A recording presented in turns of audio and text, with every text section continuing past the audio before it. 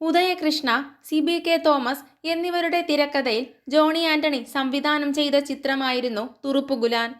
2006-ൽ പുറത്തിറങ്ങിയ ഈ action comedy ചിത്രത്തിൽ മമ്മൂട്ടിയായിരുന്നു കുഞ്ഞുമോനെന്ന ഗുലാനായി എത്തിയത്. മമ്മൂട്ടിക്ക് പുറമെ മികച്ച താരനിരയായിരുന്നു ഈ ചിത്രത്തിൽ ഒന്നിച്ചത്. ഗുലാനിലെ മമ്മൂട്ടിയുടെ കോസ്റ്റ്യൂമിനെക്കുറിച്ചും ഡാൻസിനെക്കുറിച്ചും പറയുകയാണ് സംവിധായകൻ ജോണി ആന്റണി.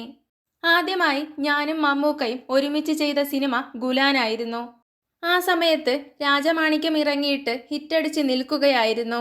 അപ്പോൾ ഞാൻ ഓർത്തത്, എന്നെപ്പോലെ ഒരു സംവിധായകനിൽ നിന്ന് തനിയാവർത്തനമോ അമരമോ പോലെയുള്ള സിനിമയാകില്ലല്ലോ അദ്ദേഹം പ്രതീക്ഷിക്കുക എന്നായിരുന്നു. അതുകൊണ്ട് ആ സിനിമയ്ക്ക് എന്തെങ്കിലും ഒരു സ്പെഷ്യാലിറ്റി വേണമായിരുന്നു.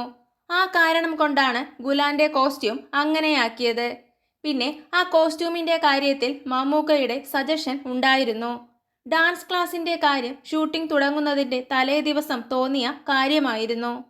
ഗുലാൻ എവിടെയെന്ന് ചോദിക്കുമ്പോൾ ഒരിക്കലും അറിയാൻ പാടില്ലാത്ത പണി പഠിക്കാൻ പോയേക്കുവാണെന്ന് പറയുന്നതും പിള്ളേരുടെ കൂടെ ഡാൻസ് കളിക്കുന്നതുമൊക്കെ അങ്ങനെ കൊണ്ടുവന്ന സീനാണ്. അത് സത്യത്തിൽ പിന്നീട് ഗുലാന് എന്തും ചെയ്യാനുള്ള ലൈസൻസ് ആകുകയായിരുന്നു. ഗുലാൻ പിന്നെ ആ സിനിമയിൽ എന്ത് കാണിച്ചാലും ഓക്കെയായിരുന്നു. പിന്നെ ഡാൻസ് ചെയ്യേണ്ട സീൻ വന്നാൽ ഗുലാൻ സ്റ്റെപ്സ് തെറ്റിച്ചാലും കുഴപ്പമില്ലാതെയായി. പിന്നീട് സൂപ്പർ ഗുലാൻ എന്ന് പറഞ്ഞ് കോമിക് വരെ ഇറങ്ങിയില്ലേ. ആ സിനിമ മമ്മൂക്ക കുട്ടികളെ പോലെ വളരെ ഈസിയായി ബിഹേവ് ചെയ്ത പടമായിരുന്നു. എനിക്ക് തോന്നുന്നത് മമ്മൂക്ക ഇടത് കൈകൊണ്ട് അഭിനയിച്ച ഒരു പടം കൂടെയാണ് ഗുലാൻ എന്നാണ്. ഇടിയൊക്കെ ഇടത് കൈകൊണ്ടായിരുന്നു. എനിക്ക് മമ്മൂക്കയെ ഒരു കുട്ടിയായി കാണാനാണ് ഇഷ്ടം, ജോണി ആന്റണി പറയുന്നു.